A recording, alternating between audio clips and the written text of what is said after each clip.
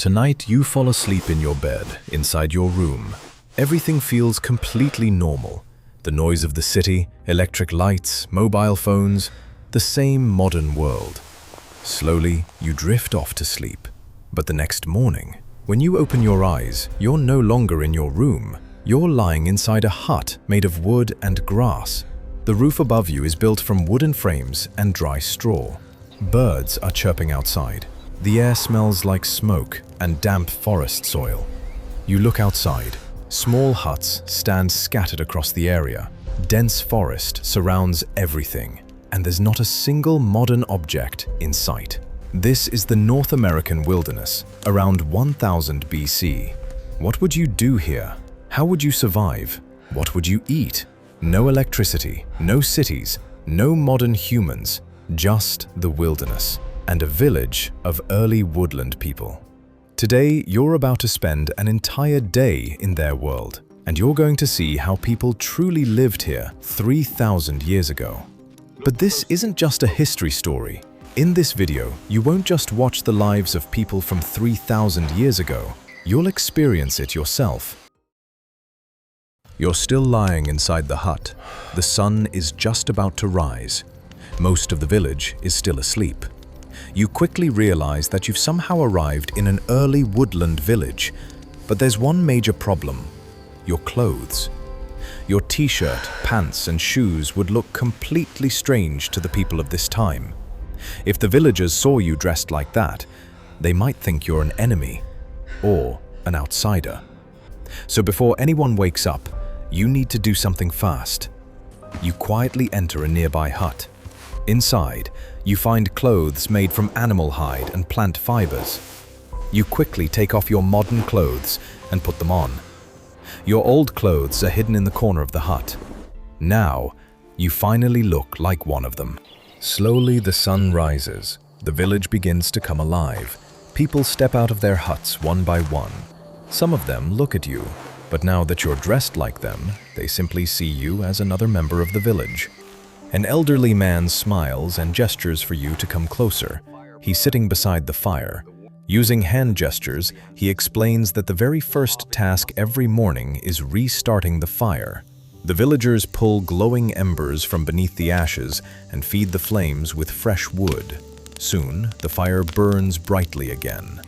This fire is the center of village life throughout the entire day. After a while, the women begin preparing food. You watch them grind corn into flour. Others cut beans and squash. Food cooks slowly inside clay pots. Today's breakfast is simple: roasted corn, wild fruits, and sometimes leftover meat from the previous night's hunt. You're given food as well. The meal is simple, but packed with energy. After breakfast, many villagers head toward the fields. You walk with them. Here, they grow 3 main crops: corn, beans, and squash. Today, this method is known as Three Sisters farming.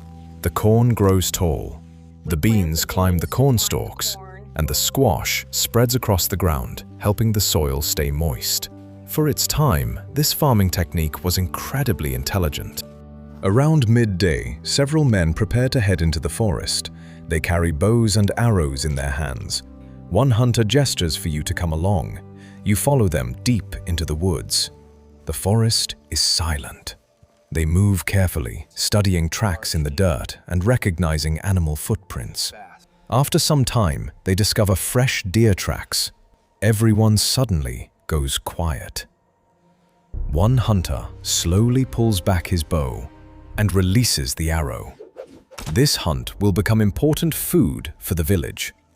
When you return to the village, different kinds of work are happening everywhere. Some women are shaping clay pottery. Others are weaving baskets used to store food and grain. Several elders sit together, telling stories to children. Even while playing, the children are learning survival skills: how to shoot arrows, how to recognize plants, how to navigate through the forest. Here, everyone begins learning life skills from a very young age. As the sun begins to set, the villagers gather once again in the center of the village. A large fire is lit. Tonight's meal is a little special because the hunt was successful. Meat roasts slowly over the flames. Corn, beans, and squash cook beside it. Everyone sits around the fire and eats together. This isn't just dinner, it's community. As night falls, the sky fills with stars. No city lights, no noise. Just the forest, the soft glow of firelight, and a quiet village. Slowly, people begin returning to their huts. You lie down and think.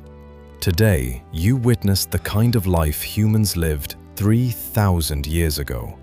A world where nature was the center of everything. And maybe the most real version of human life in history. And then, suddenly your eyes open. You sit up, breathing heavily.